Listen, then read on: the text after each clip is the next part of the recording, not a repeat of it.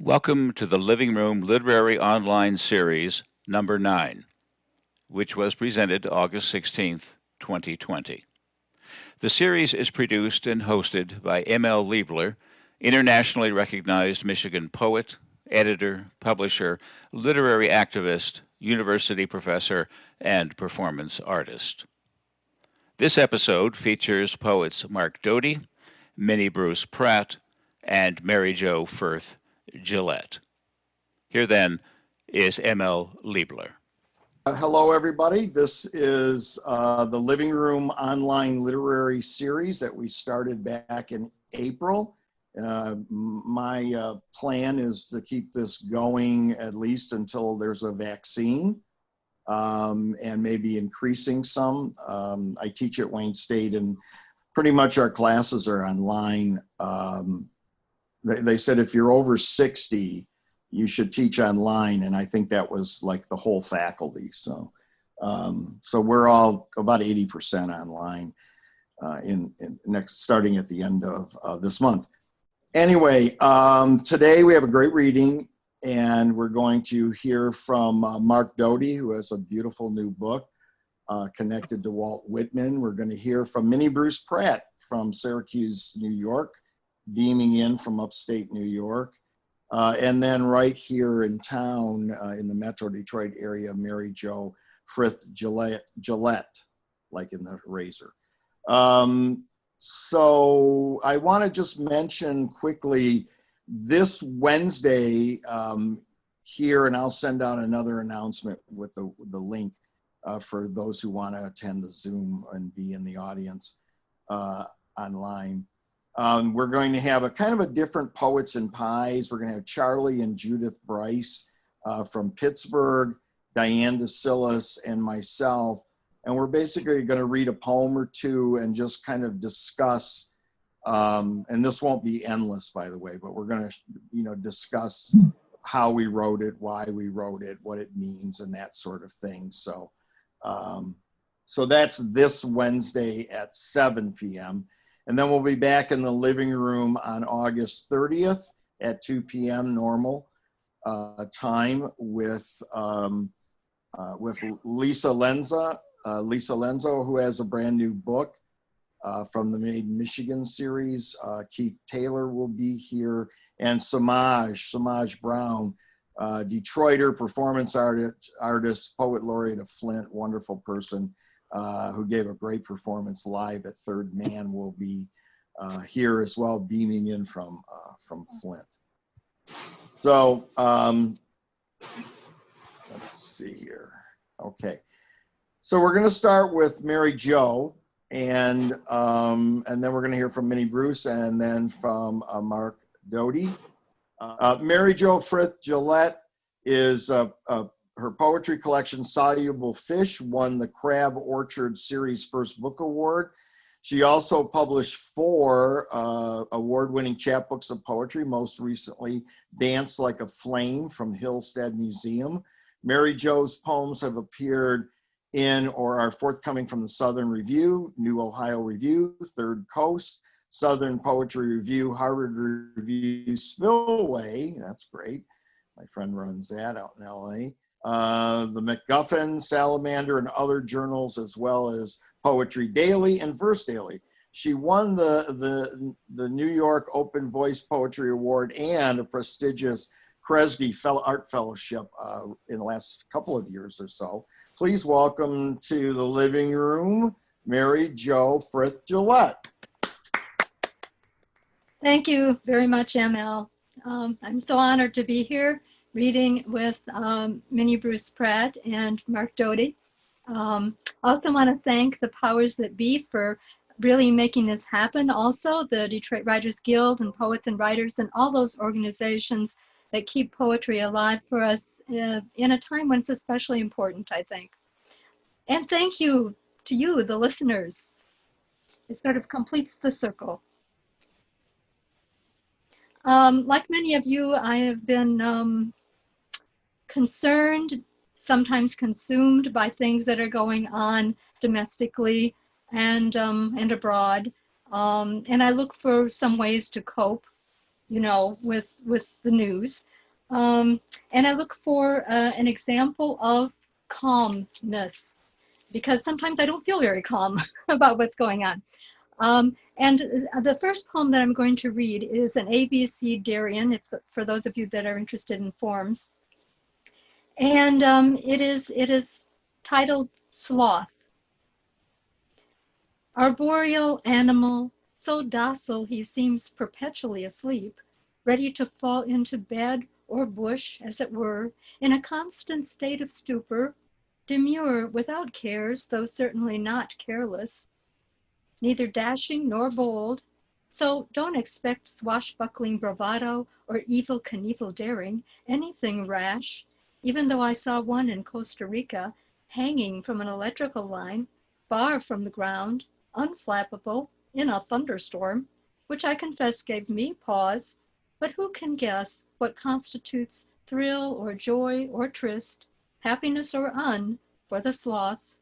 And so I wonder, hanging there, did he exhibit inertia or thrill-seeking, or maybe contentment, a quality I admire as I jump into the fray, vault through the day, often with no sense of karma or direction, and certainly not destiny, though I try to be laid back, mellow, neither aghast nor angered by human antics, my racing heart, my demeanor belying my longing to be a Buddhist, no longer shackled to passion or desire, at one with whatever may come, or at least at ease, as I serenely consider the last wacko perspective, the sloth's perhaps wiser than it seems, upside-down view of our topsy-turvy world quite ineffable, inexplicable, in trouble, more often than not.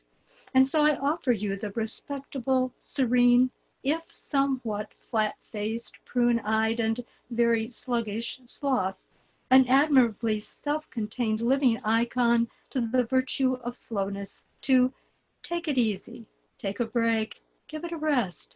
To my friend Lou's urge, forget about it, relax.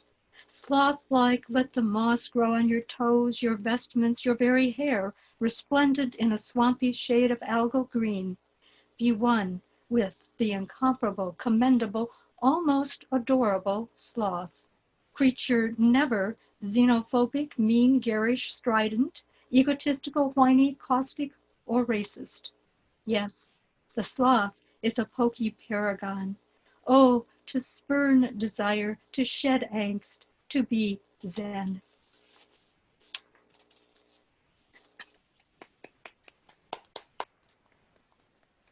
In these times, I find a lot of salvation of sorts in relationships, friends and family, of course, and of course those who were with us from the beginning, who may no longer be with us. My parents died a few years ago, but still, in some form or other, they are with us. This poem is titled "My Father's Socks." How even the dreariest, yet strangely dearest, ugly socks, the thinnest of nylon in a shade Crayola called flesh, a cringe-worthy, faded, pinkish color that brings to mind hairless baby possums. How, yes, these objectionable socks he deemed serviceable, bring Dad to mind, and how this repellent footwear, nothing like the glorious socks Neruda celebrated, soft as rabbit fur, magical socks he saw in turn as sharks, as blackbirds, socks so beautiful I found my feet unlovable, socks so unlike these scratchy shrouds, neither comfortable, especially with Mom's diligently darned soles, nor the slightest bit warm, and resembling something from a cave, eyeless, nearly colorless, repellent as the meat of a skinned catfish, how these bits of sorry fabric no one would want still bring Dad to life, and my tomboy self, fishing trips with cane poles, bobbers, reels, and lures. He rode a handmade plywood pram as I, his anchorman, watched for snags. Unnoticed before, I see a run that travels from cuff to ankle, toes dark from gripping hard.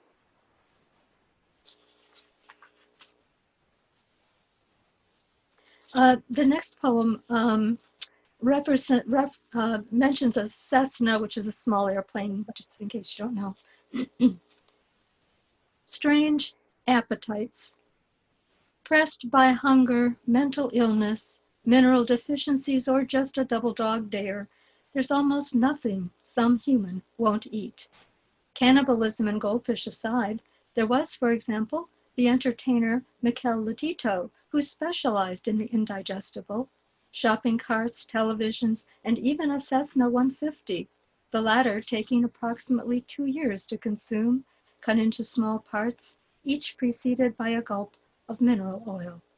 Several men have claimed to have eaten a car. Dick Miller started with 2 lug nuts in 1990 and 5 years later had polished off his sister's '83 Datsun. And then there's my own dear father, a modest man of usually modest appetite, who was gardening one afternoon with my sister when he dug up a particularly large white grub. My sister, whom he deemed a spendthrift, said, "I'll give you a quarter if you eat it." Realizing a teachable moment was at hand, he popped it in his mouth, palmed the coin, and said, "Now I have your quarter, and what have you learned?" "Some people will do anything for money," she said. "But I have your quarter," he repeated. She smiled. "Best 25 cents I've ever spent." Yes, we are a family of characters. Ode to a Tomato Seed.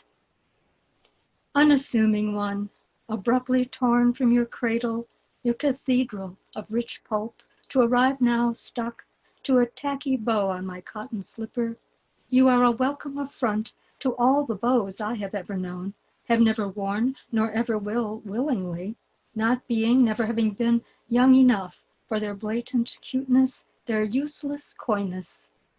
I applaud you, humble seed, for the subtle way you undo the bow with your audacious, outrageous quietude.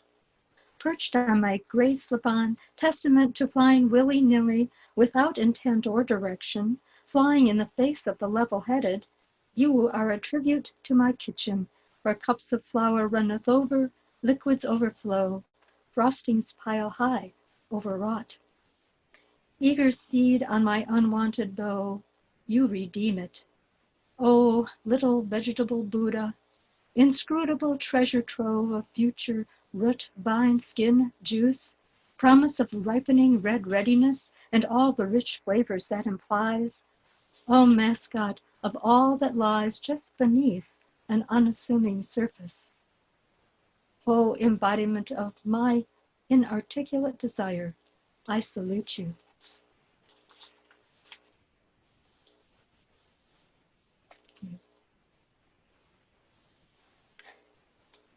Mouth. In this damp cavern, each tooth a castle, each corner of each molar a turret awash in its moat, the brave tongue, nimble among the mashers, the gnashers, gropes about for a last morsel. Oh, wordsmith tongue, changeling bloodhound sniffing out a fugitive something, fleshy crowbar at work to pry loose a stuck bit, you, your world, defy description. Castle, moat, mutt, crowbar? Surely not, O watery factory of spit and drool, home of well-muscled tongue. You are a marvel, and a disappointment, for sad to say what drivel you spew. The ragged claws of consonant chatter, the hollow bellow of vowel, betray all. The splendor, the horror, an infant's toothless grin, the falling ash of Auschwitz. Every act of naming an injustice, the very fact of human lost, drowned in the rubble of mouth.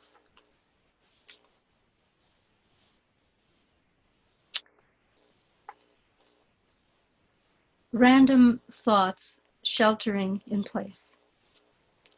It's important to not always pay close attention, as in the rising number of infected worldwide. It's important to be able to sleep at night. Some things are unimportant, but interesting anyway. Somewhere a baby reaches for dust motes in a ray of sunlight, her pudgy fingers closing on, opening to a promise lost, her face an ancient map of human desire. Some things are more important than they seem. Sometimes the almost beyond notice grabs you like a hungry lover, and you re-examine what's important. The sun stroking your face after long quarantine, a stranger waving a random, no-reason wave, waving as if he had an endless supply to squander. Suddenly, I love the word squander, how unreserved it is. The way it embraces abundance, gives you an extra big dollop of sweetness, despite what's happening to the bees. They're buzzing a warning to back off, but also to thank them for apples, honey, lilacs. And here's a surprise. I love the word wanton, not the mean, inhumane, completely self-absorbed part, but the letting loose, let's get bawdy, capricious, whimsical, frivolous part. I'm re-examining self-restraint. There must be times for joy, unbridled joy, dancing for joy, and for feast, though it's important to know when it's time and when it's not. As I sit thinking of all the places I might be, other things I might be doing, I almost forgive myself for wanting more, while countless other people are without, are suffering, even dying. I try not to forget them, but if I don't sometimes forget, I'll go nuts. That's my excuse. Anyway, the light doesn't have to cost much. More technicolor sunsets, more impossibly delicious tangos, bodily tangles. I say yes to lowly critters, night crawlers shining in the moonlight after a storm. Even they bring something to the table. Yes to the loam, loosening, Asiatic lilies bursting through. The springtime urge of cheeky carpenter ants mounting an assault. I'm trying to remember to breathe in, despite the pollen, despite the mask. Somewhere a robin sits on its nest as snowflakes drift down. Trouble finds us all. But I, with my technology, am lucky. Remarkably, my grandson Pablo has just written his first poem. He grins with pride and hope and the spark of word love. I say, bravo. He says, let me write that down.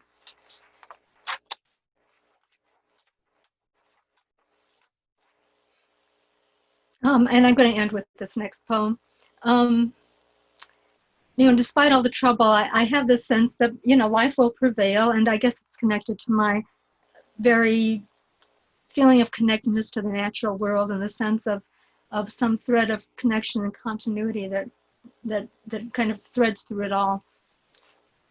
Ubiquitous, herd and flock and swarm, gregarious ongoing, going on, the spume, the broom, the settling in, the cozying up in burrow, nest, hedgerow, wallow. Each body a country, continuous, contiguous clamor, inside and out, underground, underfoot, under sea, under toenail. A child, poking at anthill, earthworm, minnow, I felt it long before I had a word for it. This crazy abundance in gut, in tear duct, the drift float fly over mudflat, desert, wetland, and oh, the science of it all, the search and research, the fixative, the slide, the scope, the multitudinous invisible and indivisible, seen and un. Mites in a pillow down, owl pellet of fur, feather, bone, dung beetle rolling its perfect sphere.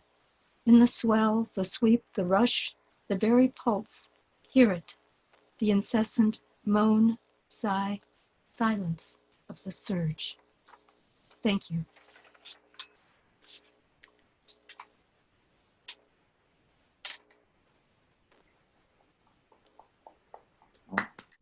You guys can unmute and go crazy. Yeah, very good. Beautiful. Bravo. Brava. Bravo. Grandson, say. Fantastic. Thank you very much. Grandson. Mary Jo. Yes. Very good. Thank you, Mary Jo. Thank you. Good to hear your voice even and see you virtually.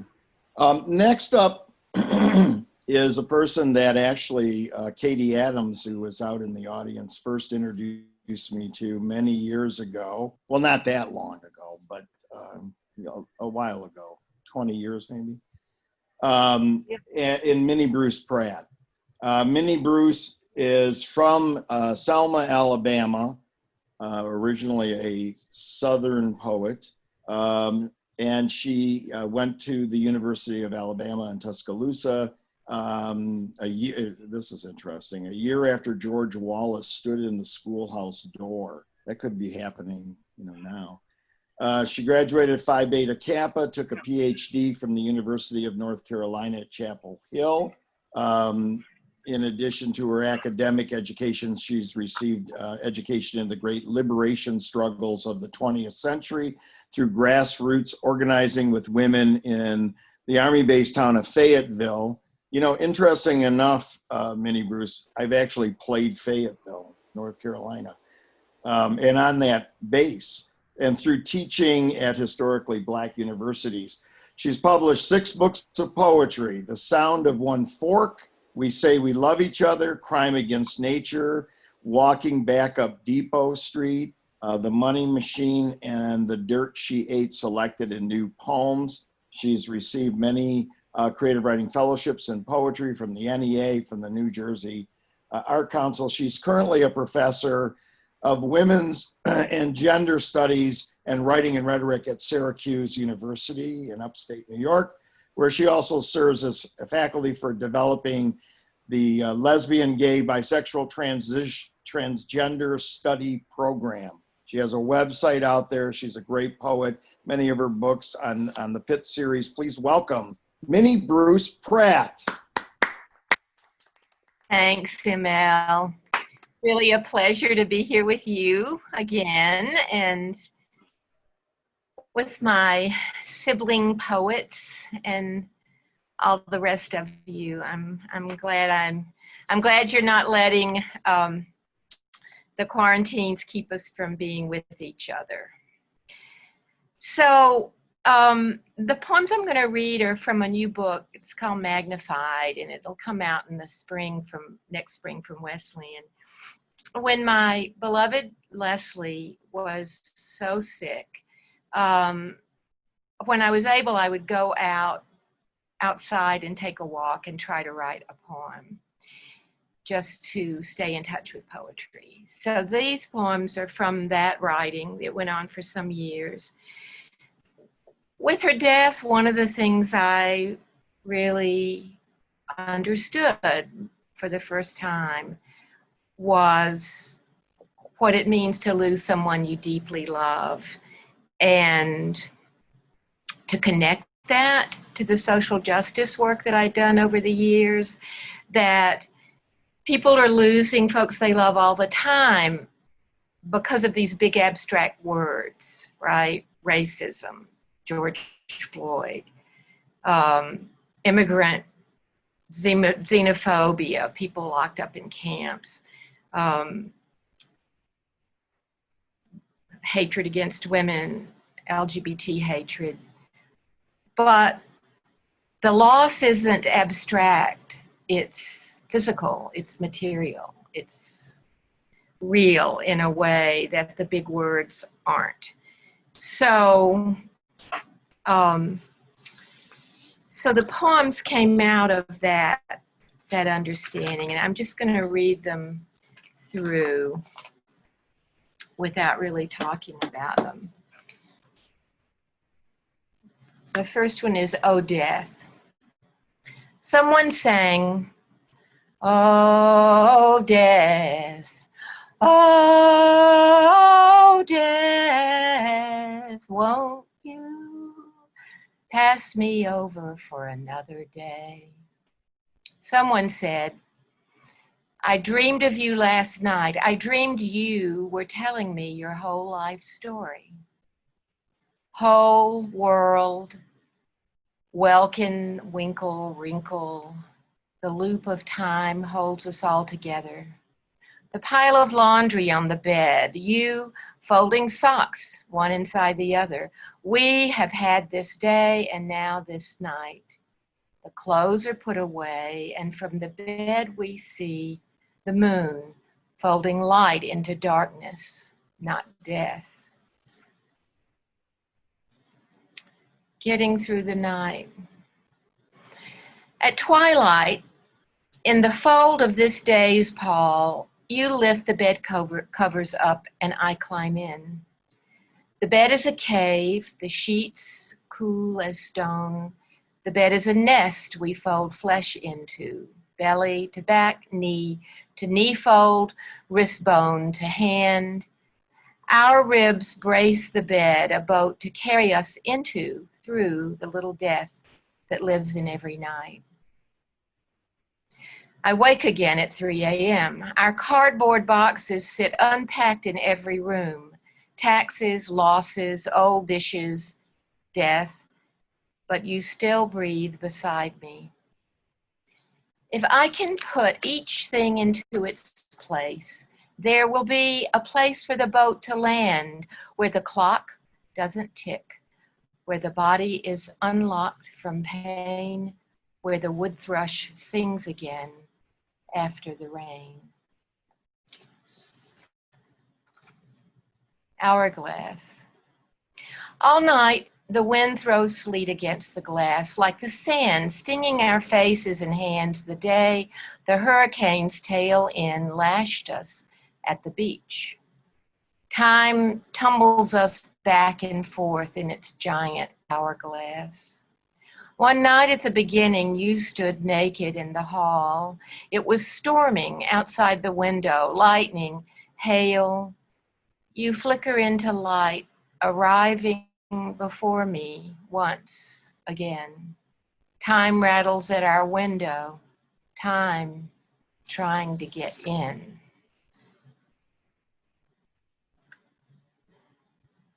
The tornado. You and I saw the storm coming up the valley. It made a precipice, and from there it fell on us. At the storm edge, a couplet of wind fragments, side by side, inbound and outbound velocities tried to clasp each other.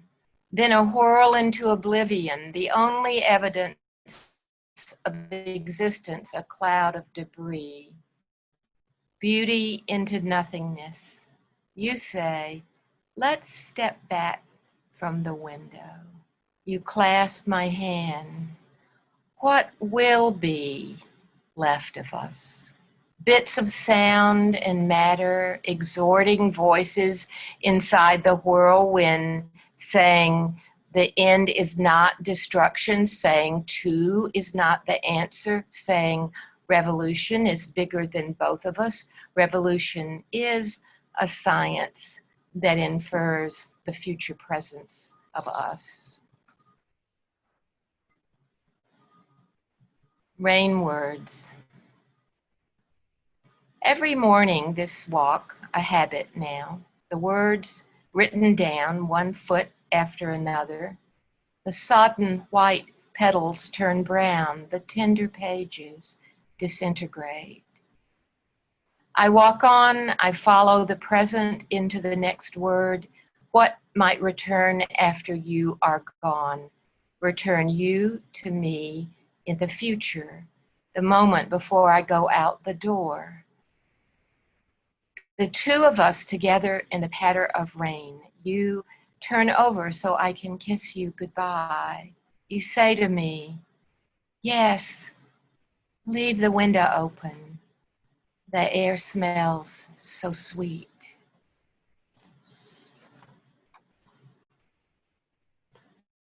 Magnified. I bend over the cobbled verge, the used for nothing now edge, except to make the little glints insignificant that catch my eye. The first flowers, smaller than this S, smaller than this word, pink jaws, blue bow, white knives. And if I had my pocket lens to swivel out and magnify what I could see, then I would see us. Inside the quiet rooms you almost never leave now, us bending over the table, touching the painted wooden eggs you gave me last spring, the white seed dots, the cross-hatched grass, gold and yellow, the outstretched bloom embossed on red, blue, yellow, green. You and me rolling the spring back and forth in our hands. The silver mist outside. The next day we can't see inside. Sweet sweat.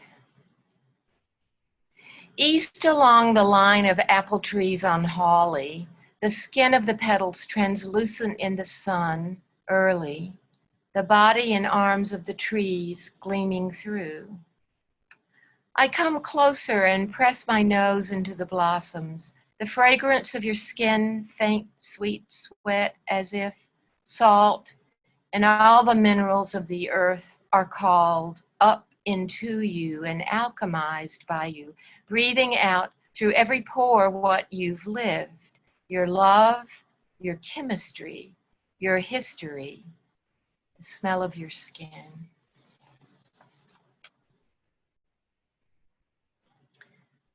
Do not seek to remain. I'm reading Marx in the Eastwood McDonald's. Fleetwood Mac is singing, "Don't stop thinking about tomorrow." Marx is saying, do not seek to remain something formed by the past, but in the absolute moment of becoming. The words are ripping up the moment, and I fall into a tomorrow without you. No morning, no night, no sleeping, no waking, no dawn on your shoulder, talking about what is the present. How do I go on? The way yesterday a tree shook its small crescents of seed, angled for planting, sickled for reaping, red in the blue sky. The answer in things, not words. But I yearn to talk to you without end about what makes that beauty and what that beauty makes of us.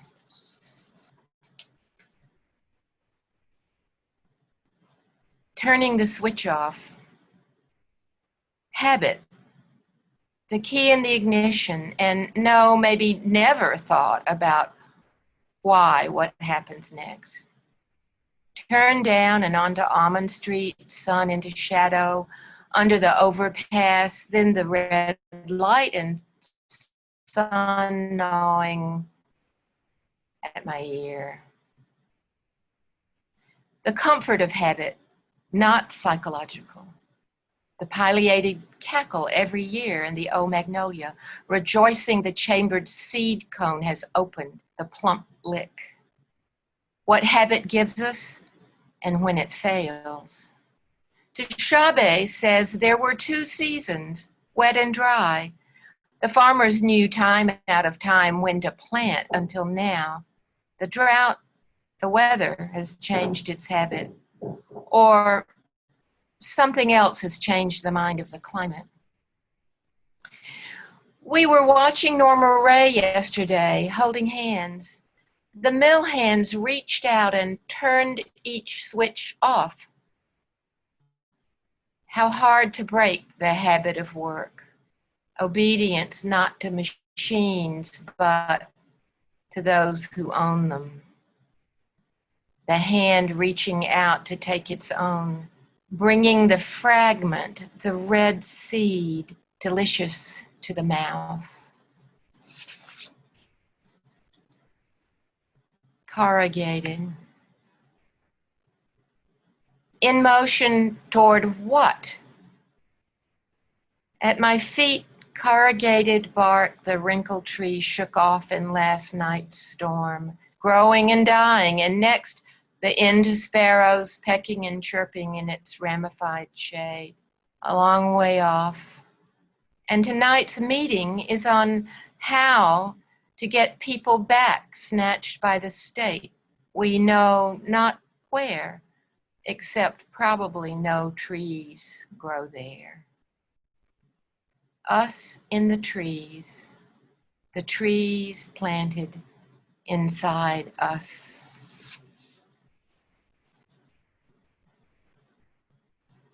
The use of words. What's the use of words dropped between us and the other?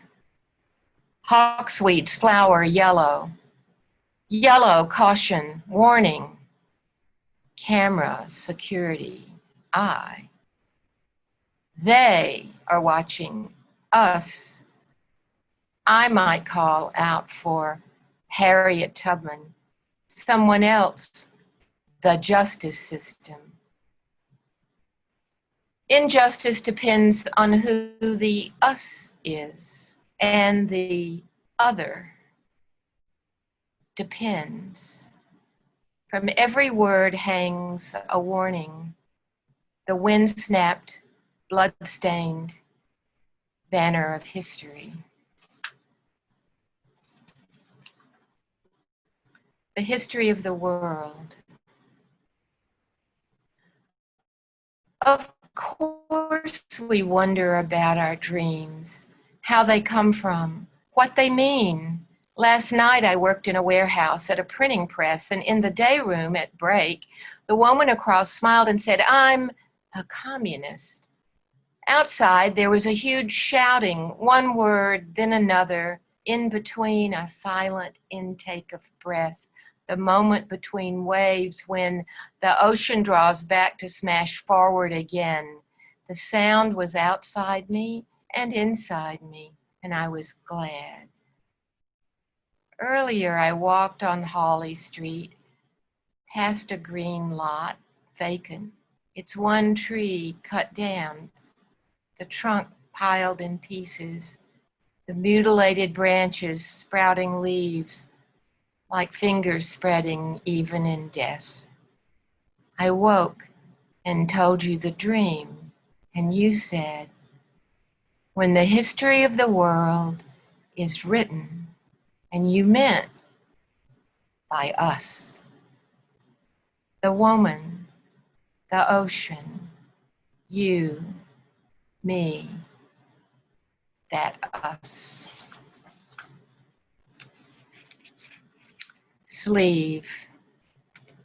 I lie in the dark, listening to a pulse of sound, letters in an unknown alphabet spelling out words that come and go through a sorrowful labyrinth. And out of the corner of my eye, I glimpse you, passing down the dim lit hallway, the edge of you, your sleeve, perhaps.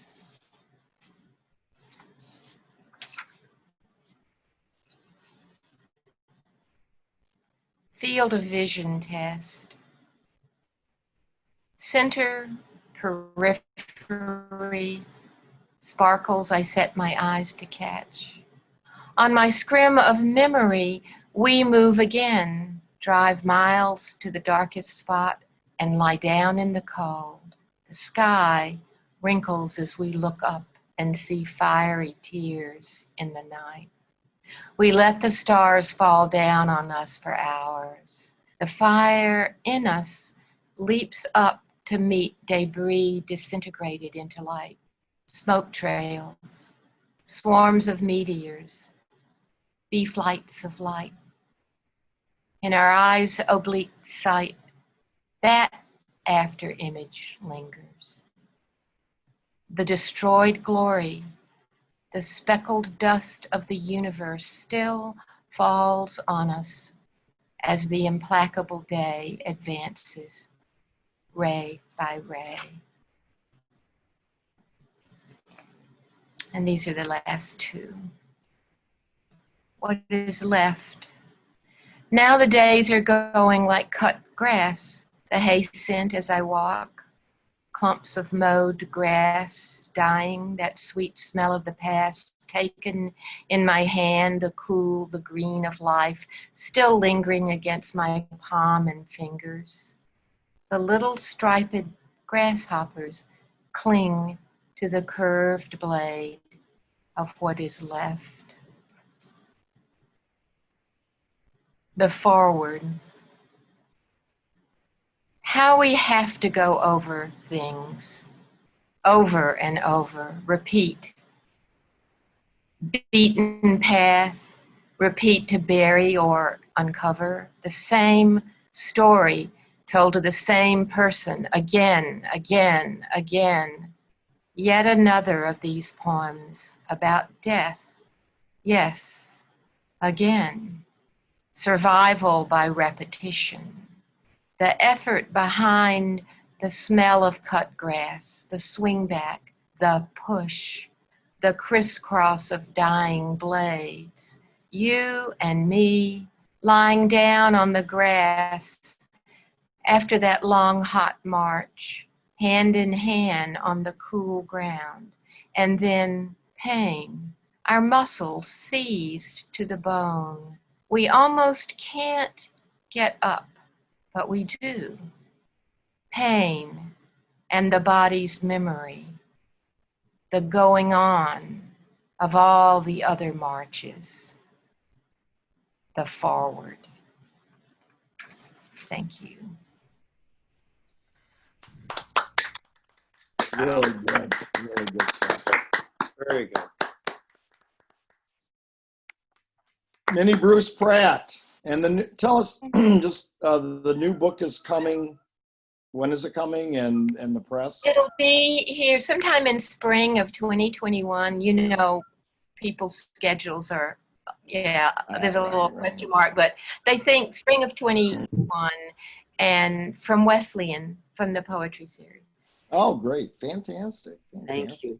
Thank Well, you. when this is over, we will get together in Syracuse. I haven't. Oh, I hope so. Yeah. We'll read somewhere. I'm ready for us all to get together, right? I know. All of us, yeah. I know. Although I have to say, thousands of people are doing a really very good job of getting together this spring and continuing to get together. I went to a Black Lives Matter demonstration in Syracuse. There were about 2,000 of us. I saw every single person except one was wearing a mask. And I just feel so proud of the species when we're acting like that, you know. I'm really proud of us.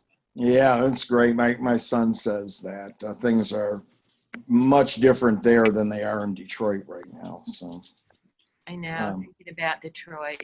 Yeah. Well, thank you. Minnie Bruce Pratt, new book coming out in 2021. If you're not familiar with her, and I should take this minute to thank and mention the Book Beat in Oak Park.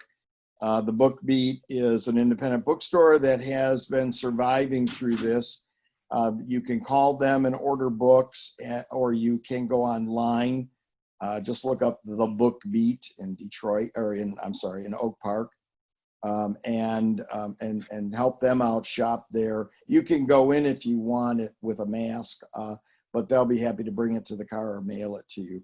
The other sponsors of this event and these events have been poets and writers, along with the Detroit Writers Guild and Book Beat. So I just wanted to kind of plug that and get that in.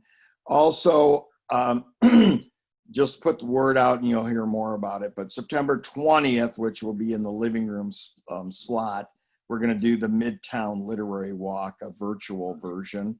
We've got some great Made in Michigan authors and others lined up. So that's going to be on Sunday the 20th, but more on that as time goes on. Next up then is a person that I've known for a number of years. First met, and we were talking about this before you came in the living room, Mark, when your book, My Alexandria, came out. And we hosted you at the Writer's Voice in Wayne State and so forth, and been in touch since. Mark Doty's new book is What is the Grass? Walt Whitman in My Life on Norton. Again, a book that launched during COVID-19. So sales to the bookstore, independent bookstore, are welcome for this. And many books of poetry and nonfiction and prose that have been honored with such distinctions as the National Book Critics Circle Award, the Penn Martha Alburn Award, the Los Angeles Times Book Award, the Whiting Writers Award, the Lila Wallace Award, the T.S. Eliot. He's personal friends with T.S. Eliot, his ghost. He's received fellowships from Guggenheim and the National Endowment for the Art. And something that I didn't know, Mark, because you got to keep me up on these things, is that he's teaching at Rutgers in New Brunswick, New Jersey. He's a professor in the creative writing program there, so at least he's back on the East Coast and probably a lot closer than when you were doing it before. So please welcome Mark Doty. Here. Thank you. Does it sound okay? Can you hear me? I'd like to read with my wonderful language. I couldn't be happier. And I want to thank ML for doing this. ML is, I probably don't need to tell you guys this, he is like the kombucha of Detroit poetry. You know, he is this incredible fountaining energy drink that never gives up, you know, spreading health and bubbles, you know, into the world around him. So thank you for doing that. There he is. Thank you for doing that. I'm going to read you a couple poems and then a little piece of this new prose book, and then end with one more poem. So these poems are new. Should you hear them again, see them again, they may look a little different, who knows. The first two are a pair, and they have to do with a little dog, a terrier, my first, which came into my life as a result of a relationship. And I guess I would remind, in case you know dogs aren't so interesting to you, I would always remind you that writing about dogs is in fact always writing about people. You know, we have language, they don't. And when we apply language to them, we are of course talking about ourselves and others. Okay. So this is called Little George. Barks at whatever is not the world as he prefers to know it. Trash sacks, hand trucks, black hats, canes and hoods, shovels, someone smoking a joint beneath the Haitian evangelicals' overhang.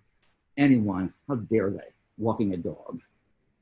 George barks, the tense white comma of himself arced in alarm. At home, he floats in the creaturely domestic, curled in the warm triangle beneath the sleeper's knees, wiggling on his back on the sofa, all jelly and thighs, requesting, receiving a belly rub. No words. But outside the apartment's metal door, the unmanageable day assumes its blurred and infinite disguises. Has to bark. No matter that he's slightly larger than a toaster. He feeds as if he rules a rectangle 2 blocks deep, bounded west and east by 7th Avenue and Union Square. Whatever's there is there by his consent, and subject to the rebuke of his refusal. But when he is still, he trembles. If only he were not solely responsible for raising outcry at any premonition of trouble on West 16th, or if, right on the pavement, he might lay down the clanking armor of his bluster. Some evening, when he's climbed the stairs after our late walk, and rounds the landing turn and turns his way toward his steady sleep, I wish he might be visited by a dream of the world as kind. How any looming unknown might turn out to hold the April green of an unsullied tennis ball. Dear one, surely the future can't be entirely out to get us. And if it is, barking won't help much. But no such luck, not yet. He takes umbrage this morning at a stone image serene in a neighbor's garden, and stiffens and fixes and sounds his wild alarm. Damn you, Buddha, get out of here, go away. So I read that poem in the summer at the London Buddhist Institute, and I had forgotten how it ends. And so I launched to it to remember what was coming. And I happened to be standing by about a 9-foot golden Buddha. And fortunately, you know, the Buddhists had a very good sense of humor, and they enjoyed it. George did need to quiet down and listen to stillness. The relationship ended, and with it, I lost George. This is a breakup poem. And one of those things, I swear I don't want to write breakup poems, but sometimes you just can't, right? You just can't not do it. So this is called Goodbye, George. Your upturned face is fresh with greeting as it ever was. The rare day I see you now. And you still like to stand, almost weightless paws planted on my knees, bringing your eyes inches closer to mine, and firmly rub your muzzle against my trousers. A happy show of affection and regard. Most mysterious of dogs, you keep to yourself. When you're demonstrative, it goes straight to the heart. And those in this apartment are locked. Your love is strictly between men and dogs. I try not to speak to your father. Silly, I know, but the word feels right for ease and irony, shorthand for relation too little understood to name even after 40,000 years bending wildness our way. Could a single drop of wolf blood run in your veins? Your forebears plunged their snouts deep down the rat holes of Northumbria, eyes set wide apart to stay unbitten. A guy on the sidewalk took a look at you once, straight on, fresh from the groomer, and called out, "Dude, your dog doesn't have a face." Of the misfortunes that have dogged your little life, this may be the worst. You're his. He wouldn't allow you to be ours. I hope you tap in him reserves of loyalty, the wit to imagine what it might be to be you. I hope he finds you better than he did me, that you teach him to enjoy taking you for a walk. It would help if you would bark a little less. George, I'm glad you couldn't translate a word of our misery raging above your head, but I wish I could tell you I tried. Until I understood we could make nothing strong enough to carry any of us through the years. But on the street, you were always so afraid, as if you knew you couldn't really trust us to keep you from harm, or trust there'd be on us at all. One father's better than none at all, and you're a brave boy. That trusting way you drape across the arm of the couch, half of you dangling down, sure of a soft landing should you fall. If sometime I'm allowed to take you for a walk, I hope you bark your heart out at some passing stranger, as you used to do. So I'll know that not every blessed thing has changed, or maybe it has. And you'll go racing to the landing, and show me by your posture and alertness that it's eagerness now that sends you bounding down the stairs toward the door.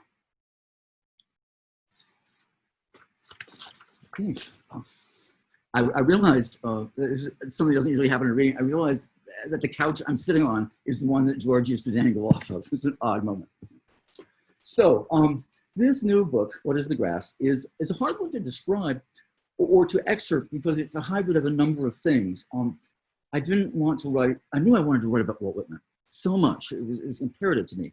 But I didn't want to write another sort of standard critical book because the shelves are full of them. So much ink has been spilled in Whitman's direction. So I made a book that is very personal. It looks at aspects of my life through the lens of his work.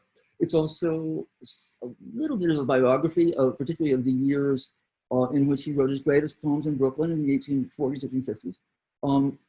And it's also a speculation about queer history, about memory, about how voices outlast death.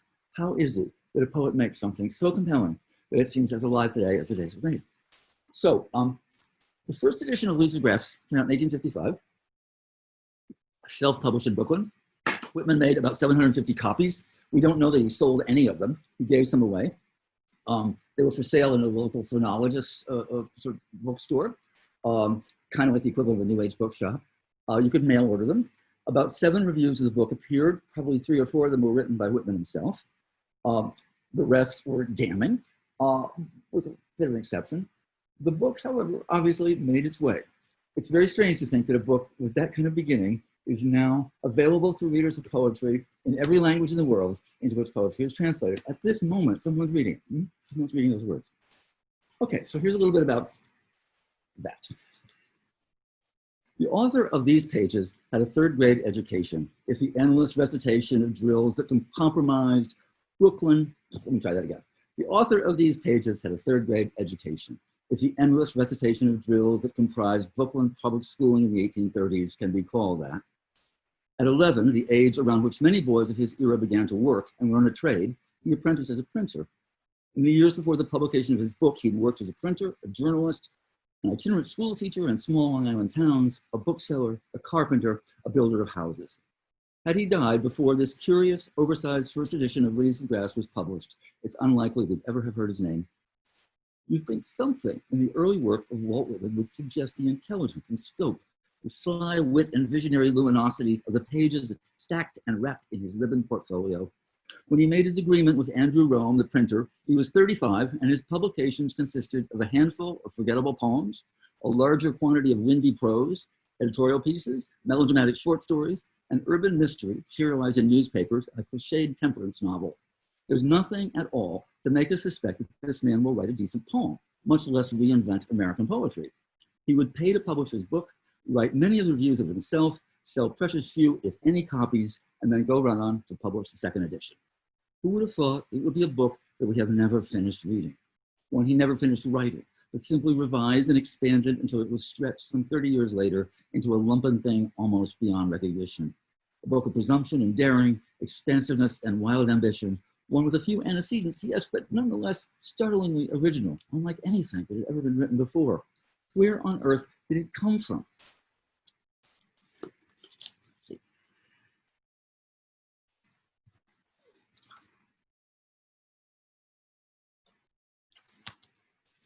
The thin, oversized book was, to put it plainly, weird. It was bound in green cloth and stamped in gold with roots, branches, and grain woven together to form the letters of the title, in imitation of a popular book, Fern Leaves from Fanny's Portfolio, by Whitman's friend, Sarah Willis. Under the name Fanny Fern, Willis published newspaper columns widely read and circulated among women at mid-century, so widely, in fact, that her first book had sold 70,000 copies, from which she earned a dime apiece, enough to land her financial independence in a townhouse in Brooklyn. Whitman admired her, not the least for her success. Open Whitman's book, and after the obligatory white page, a visible moment of silence, is the engraved image of a man, not one a poetry reader of the time would have expected to meet. No gentleman in serious clothes, authority backed by laden bookcases, maybe a classical bust looming behind. No romantic in a loose cravat looking dreamily toward the Empyrean, tethers to earth loosened by fevers or opiates. The engraving was based on a photograph of Whitman's now lost, which is unusual in that he was photographed often and carefully saved those images. Here he's a slouch-headed workman, outfit and demeanor radically informal. His undershirt shows behind his open collar. It isn't easy to name the attitude his facial expression and posture convey. Certainly there's a relaxed quality to the tilt of his pelvis, the easy way his shoulders fall and the slouch of the hat.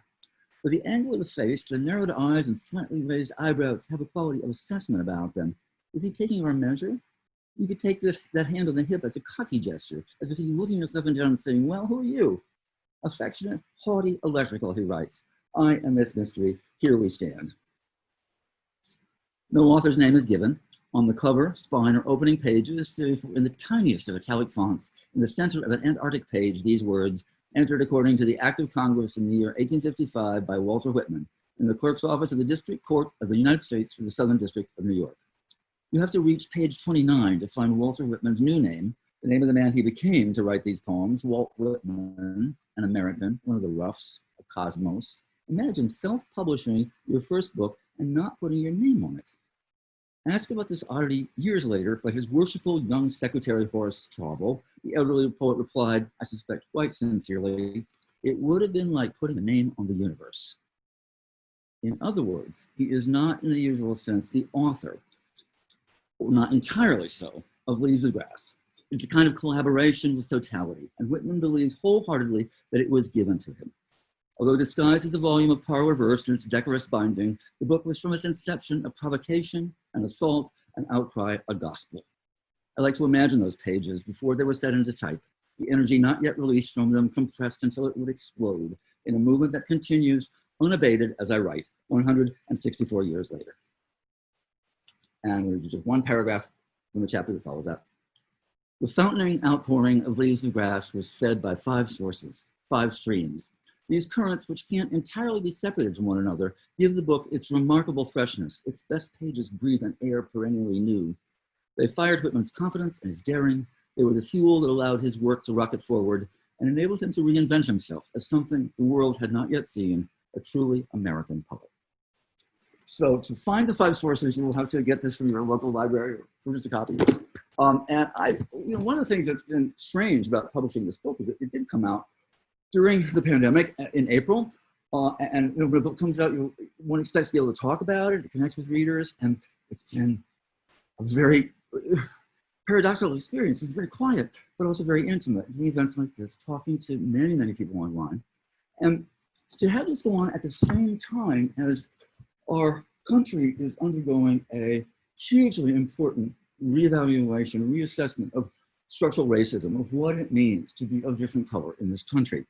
And part of that has been to examine Whitman's legacy. He is very paradoxical in that his early work, the marvelous first 3 editions of Leaves of Grass, contain the most directly anti-racist poems of their time, and also the greatest cast of characters. In Song of Myself Alone, there are so many sorts of Americans on stage, from the wealthy to the extremely poor, the disabled, people, immigrants, people of color, men, women, children. It's just remarkable. He makes a point of saying who these people are and whose voices, he says, will come through me, many long, dumb voices. Now, the paradox is he always just sounds like himself. It's not anybody else's voice, but he includes these people in his cast of characters. And something happens to him over the course of his life. And I can speculate about what that something is. He had, first of all, very direct experience of the carnage of the Civil War. This is a man who had a dream that we would be able to found a new democracy, a new union based upon our love for each other. And what he saw when he went down to Virginia to look for his brother, who was civil union officer, who was thought wounded at one point, was unbelievable physical destruction. Those who he thought might unite to form an order were tearing one another apart, brutally. And he spent a couple of years working as a volunteer nurse in makeshift hospitals in Washington that served both Union and Confederate soldiers, looking at caring for these bodies. And you can read about that in a terrifying poem of his called The Wound Dresser. So that, his own health failed as a result, partial result of that stress and physical difficulties of working in that environment, which were hospitals without antibiotics, without the sterilization of instruments. Imagine what those were like. He had a massive stroke. He was confined for the rest of his life in a wheelchair. He needed help. He had a struggle for money. He was always trying to find the next ceremonial dinner, the next grant, the next thing that would help him along. And he lost that visionary spirit that informed his first work. And so he wrote some appallingly racist texts, things that he deleted later, that's his own work. And there are quotations that his secretary Horace wrote down that are equally alarming. At this moment, there's a statue of Walt Whitman in the center of the campus of Rutgers in Camden, New Jersey, which is another campus of the school where I teach. It's a statue of Whitman looking up ecstatically at a butterfly on his finger. In reality, he was photographed with looking at a butterfly, but it was a fake one, it's cardboard, although he claimed it was real. And in the statue, awful statue, he's happy about this butterfly. A petition of 2,000 people 2,000 signers now have been circulated to remove the statue from the campus. I'm so concerned about, I hate the statue. If it were up to me, I would destroy it for aesthetic reasons only. But I feel compelled to defend the statue because I don't believe that we can cancel or forget an artist based upon their errors. All artists, all human beings make errors. And this is a person who did such phenomenal work to affirm the human spirit and human commonality. It's a very complicated issue. Anyway, and that is talked about in the book to some degree, although it's not its primary subject by any means. So I want to end with a poem that is one of expressing commonality. It has to do with a story many of you will be familiar with, the death of a young man named Tamir Rice. He was 12 years old. He was playing with a plastic gun in City Park in Cleveland.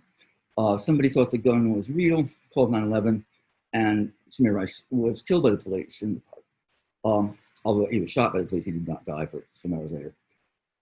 As I thought about that story, which I felt so outraged by, I realized I couldn't in any way claim to know him or to have an intimacy with Tamir Rice, but I could think about the way that time had been interrupted. Everything that had poured into that little boy, every gesture over millennia vanished at that moment. In him, everything he could have done, everything he might have made or contributed to the future also vanished, as if time imploded at that moment. This is called In 2 Seconds. In 2 seconds, the boy's face climbed back down the 12-year tunnel of its becoming, a charcoal sunflower swallowing itself. Who has eyes to see or ears to hear? If you could see what happens fastest, the unmaking. Oh, this is the wrong draft of this poem. Oh no, okay. Okay, I'm gonna back up and I'm gonna have to do some of this. Yeah, okay, sorry about that. In 2 seconds. The boy's face climbed back down the 12-year tunnel of its becoming, a charcoal sunflower swallowing itself. Who has eyes to see or ears to hear? If you could see what happens fastest, the unmaking, the human irreplaceable, which in 2 seconds collapses, a star falling into complete gravitational darkness from all points of itself. All this, the held, loved body, into which entered milk and music, honeying the cells of him, who sang to him, stroked the nap of the scalp, kissed the flesh knot, where the cord completed its work of fueling into him the long history of those whose suffering was made more bearable by the as yet unknown of him, playing along in some future city, a Cleveland, whatever that might be. 2 seconds to elapse. The arc of joy in the conception bed, the undoing of the labor of many hands repeated until the hands no longer required attention, so that as the woman folded her dreams for him sank into the fabric of his shirt and underpants. Down they go, swirling down into the maw of a greater dark. Treasure box, comic books, pocket knife, bell from a lost cat's collar. Why even begin to enumerate them when behind every tributary poured into him comes rushing backward all he hasn't been yet? Everything that boy could have thought or made, sung or theorized, built on the quavering but continuous structure that had preceded him, sank into an absence in the shape of a boy, playing with a plastic gun in a city park in Ohio in the middle of the afternoon. When I say 2 seconds, I don't mean the time it took him to die. I mean the time elapsed between the instant the cruiser lurched to a halt on the grass, between that moment and the one in which the officer fired his weapon. The 2 seconds taken to assess the situation. And though I believe it is part of the work of poetry to try on at least the skin and moment of another, for this hour, I respectfully decline. I refuse it. May that officer be visited every night of his life by an enormity collapsing in front of him into by an enormity collapsing in front of him and a voice that howls out of it. If this is no poem, then let that voice, erased boy, beloved of time, who did nothing to no one and became nothing because of it. I know that voice is one of the things we call poetry. It isn't to his killer. He's speaking. Thank you. Wow. Woo. Sorry about that. Thank you, Mark. No. It was Mark. Bravo, Mark. Fabulous. Yeah. Wow, thank you so much. Yeah. You know, I keep on my drafts, and every once in a while I go to grab one, and I grab the wrong one. Oh. This is It from a all book. worked. It all worked. Yeah, And pretty soon beautiful. I'm going to, I will have this, codified copy of the thing.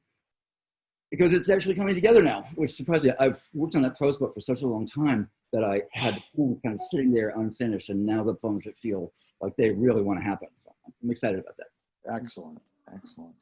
Well, when this is over, you can be assured we will have Mark back in Detroit, and maybe the other book will be out. We'll have the vaccine. Trump will be gone. All will be right with the world. Everyone's praying. I can see their hands. But again, thank you, Mark Doty and Minnie Bruce Pratt and Mary Jo Firth Gillett. Their books are all available at BookBeat, and even if you don't live, right in the Metro Detroit area, you can still order from them, and they would be very appreciative. They support us all year round. The next thing in the living room is going to be this coming Wednesday, our first Poets and Pies, which is another series, Mark, I developed. We won't have real pie. We were thinking about having it sent to everybody's house and we all open it at the same time, but it seemed practical. But we're going to have the spirit of it, and we're going to do a little read and a little discussion of the poems by Charles Bryce and Judith Bryce, and Diane DeSillis, who is out there in the audience. So once again, thanks everybody for coming to the living room today. Thank And Thank you. have a Thank you. good Thank rest you. of the Sunday. Thank you. Thank you for having us. Yeah, Thanks. great. Good to Thank see you, you. Mark. You too. Hey, This reading will be on my Facebook, and eventually Robin Eichler will put the credits in and everything, and I'll upload it to YouTube. So, but for now, as a placeholder, exactly what you're seeing now will be available to look at probably within a few minutes afterwards. So thanks again, everybody. I really appreciate it. And thanks to Robin Eichler for taking care of the technical part. And good to see you, Minnie, Bruce. Good to see Katie again. There's so many people Wonderful. that I haven't seen in a while, and I'm glad that we all came back together for this. Yeah. Thanks, folks. thank Here you. it goes. Thank you. Thanks so Thanks much. so much. Thank you, Minnie, Mary Jo, and Mark. Beautiful. Yes. Adios. Adios. Adios. Adios. Support poetry and BookBeat by ordering Inside the Money Machine by Minnie Bruce Pratt, What is the Grass? Walt Whitman in My Life by Mark Doty, and Soluble Fish by Mary Jo Firth Gillett. Ordering online at the address on the screen or by phone at 248-968-1190. BookBeat offers curbside pickup at the Oak Park, Michigan location and will ship books flat rate for $3 anywhere in the United States.